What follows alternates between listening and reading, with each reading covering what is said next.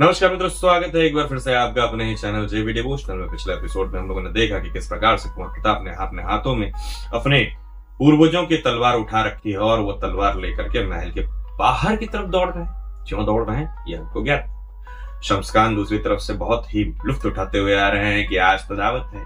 देखें तो वो अपने हथियारों का जो पिटारा है वो खोलेंगे और उनसे हथियार सेलेक्ट करेंगे। उनके सैनिक उनसे ये कह रहे हैं कि हम तो ये आक्रमण करके छीन लेते, तो उन्होंने कहा ये संभव नहीं है। ये राजपूत हैं, ये अपने खानदानी और पुश्तैनी तलवार गला देंगे, छुपा देंगे, लेकिन देंगे नहीं।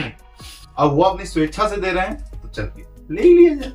उधर हमने देखा कि जयवंता बाई ने किस प्रकार से कोख में पल रहे बच्चे का भी ध्यान रखा है कि जो आने वाला गत भविष्य है वो भी सुरक्षित रहे। उसको देखते हुए उन्होंने जौहर से मजली रानी को एलिमिनेट कर दिया कि आप जौहर में पार्टिसिपेट नहीं कर सकते, आप इसमें भाग नहीं ले सकते। क्योंकि ये उदय सिंह जी का ही डिसीजन था कि आने वाले फ्यूचर के जो भी हमारा फ्यूचर देखेंगे, इस मेवाड़ को देखेंगे, उनका जीवन संकट में ना पड़ने पाए, तो हमें आने वाले भविष्य को सुरक्षित रखना है। चलिए देखते हैं किस प्रकार से कुंवर प्रताप अपनी तलवार लेकर के जा रहे हैं आगे की। क्या होता है आगे, शुरू करते हैं एपिसोड नंबर 11 पार्ट 2। लगने देंगे, ये या तो हथियार गला देंगे या फिर कहीं छुपा देंगे। तुम इस कौम को समझते नहीं हो ना है। राजपूत अपनी जान से ज्यादा अपनी इज्जत से प्यार करते हैं। अगर हमें इन पे असली चोट पहुंचानी है तो हमें इनका दावतनामा मंजूर करना पड़ेगा और इनकी चाल में शामिल होना पड़ेगा। समझे ना? समझ गया हुजूर। हमें तो अभी से मजा आ रहा है इनायत। आज हम हथियार हासिल करेंगे और आज की रात हम हथियारों के साथ सोएंगे। कितनी मीठी नींद आएगी।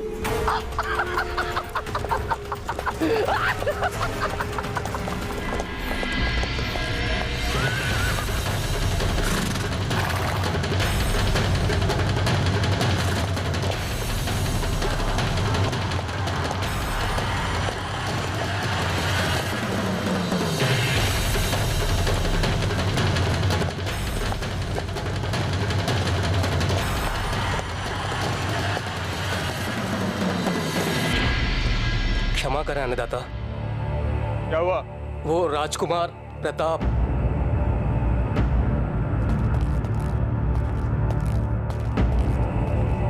क्या हुआ राजकुमार प्रताप को? हुकुम वो क्या? वो महाराज राजकुमार घोड़े पे मेवाड़ की पवित्र तलवार के साथ मुख्य द्वार के बाहर जा रहे हैं।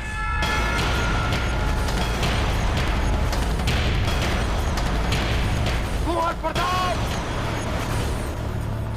राज!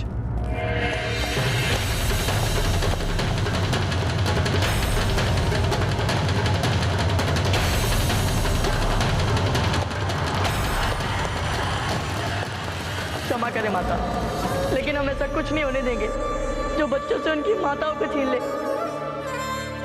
हे ईश्वर, प्रताप ने प्रण लिया था, अब उनको रोकना कठिन है।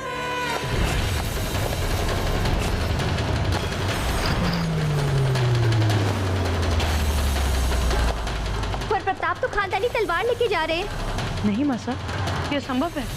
वो तलवार तो कोई उठा ही नहीं सकता। नहीं कुंवर शक्ति, वो खानदानी तलवार है।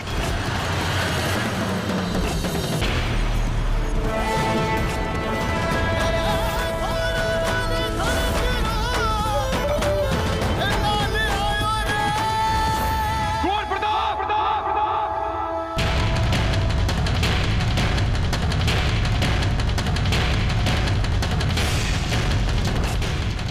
रोको उन्हें!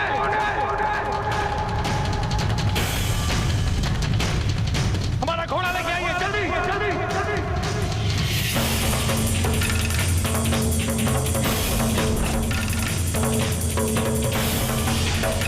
कुंवर प्रताप! द्वार बंद करो!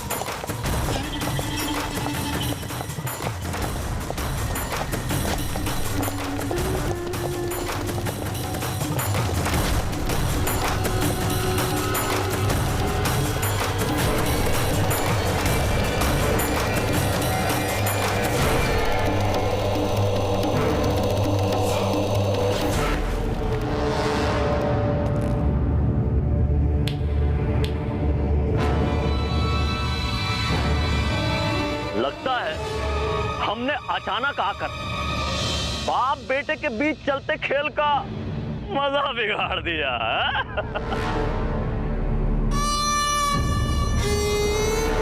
इस गुस्ताखी के लिए मैं माफी चाहूंगा महाराजा उदय सिंह। वैसे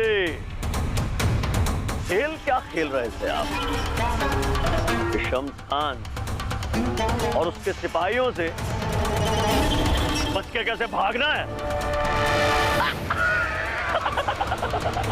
आपने जो गुनाह किया है उसके लिए हमारे सामने घुटने टेक के माफी मांगो।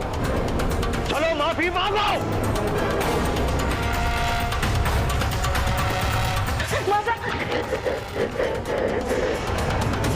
बेटे की मनमानी का खामियाजा तो आपको भरना पड़ेगा। अब आपको मांगनी पड़ेगी माफी।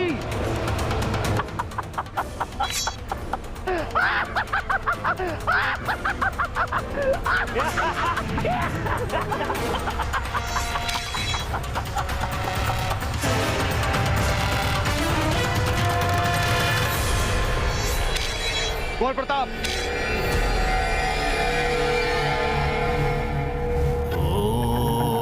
आज शम्स खान हमारे राज से अतिथि सत्कार के संस्कार हमने आपको दिए हैं कुंवर प्रताप, भूलिएगा मत। हे दीननाथ जी, कुंवर प्रताप तुरंत महाराज की बात मान ले। हम 41 दिन का फलाहारी व्रत करेंगे आपके लिए। कुंवर जी, एक राजा को युद्ध क्षेत्र में ही नहीं, युद्ध क्षेत्र के बाहर भी हर पल सूझबूझ की परीक्षा देनी पड़ती है। जब आप में प्रजा की भलाई और कुशल शासन में राणा जी जितनी समझ आ जाएगी, तभी आप समझ पाएंगे कि राणा जी ने जब जब जो जो किया वो सही था या गलत।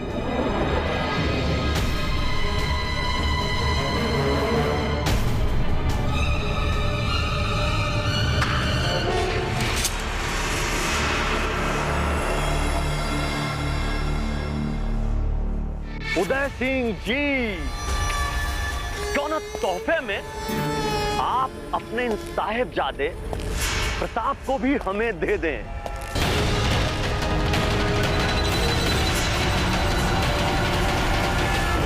हिलना मत यहां से। आपको तो पता है कि हमें ऐसी नायाब चीजों का कितना शौक है।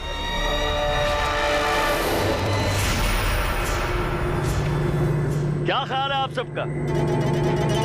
ले ले इस छोटे से बहादुर बच्चे को उदय सिंह से।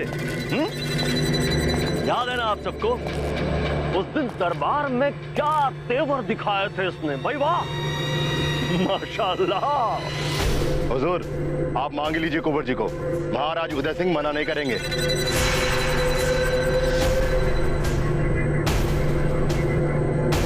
भाई देखिए, इन सब की भी यही ख्वाहिश है कि आप अपने साहबजादे को तोहफे में हमें दे दें।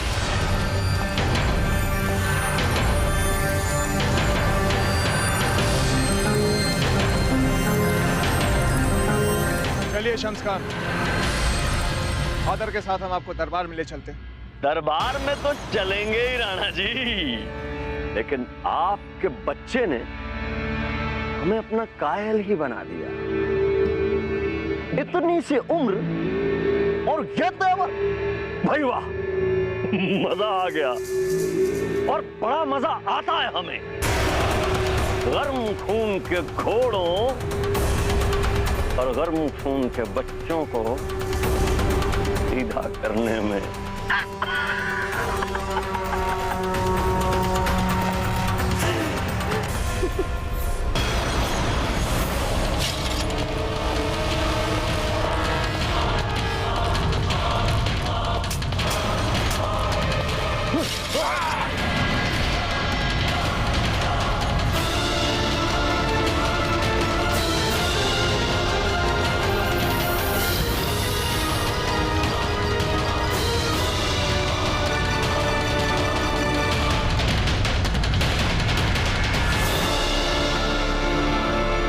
जिस प्रकार से कुंवर प्रताप घोड़े के साथ साथ दौड़ रहे थे, मुझे लगा शायद घोड़े पे चढ़ नहीं पाएंगे, लेकिन जिस तरीके से उन्होंने टैक्टिक्स लगाई अपनी, इस तरीके से एक ऊंची जगह पे चढ़ करके घोड़े के बराबरी दौड़ करके, और जब घोड़े ने आगे से उबाल मारा, उछाल मारा, तो किस तरीके से कुंवर प्रताप गिरे, तो तलवार पकड़ने वाला सीन जो हवा में जा करके वापस उनके हाथ में, बेहतरीन कोरियोग्राफ। पूरा शॉट ही बेहतरीन था। जिस प्रकार से वो बारंबार प्रयास कर रहे थे, क्योंकि एक तो हाइट ज्यादा है घोड़े की और उन्होंने अभी सीखी नहीं, लेकिन फिर भी वो बारंबार प्रयास कर रहे थे। हमें अपने सब्सक्राइबर से ही पता चला कि क्यों इन्हीं को कुंवर प्रताप बनाया गया, क्योंकि ये डीआईडी में पार्टिसिपेंट थे डांस इंडिया डांस में, तो इनके पास फ्लेक्सिबिलिटी डांस के कारण बहुत अच्छी थी। और जो अभी इसमें आगे आने वाले एपिसोड्स में उनके द्वारा बताया गया, हमें ये पता चला कि आगे आने वाले एपिसोडों में स्टंट्स बहुत अच्छे हैं। एक्चुअली मैंने देखा हुआ था डीआईडी का, फैजल खान नाम है इनका, और इनके साथ पिताश्री ऑटो ड्राइवर शायद में भी यार। तो बड़ा अच्छा लगा देख करके कि हाँ ठीक है, नॉन एक्टर होते हुए भी बहुत बेहतरीन एक्टिंग।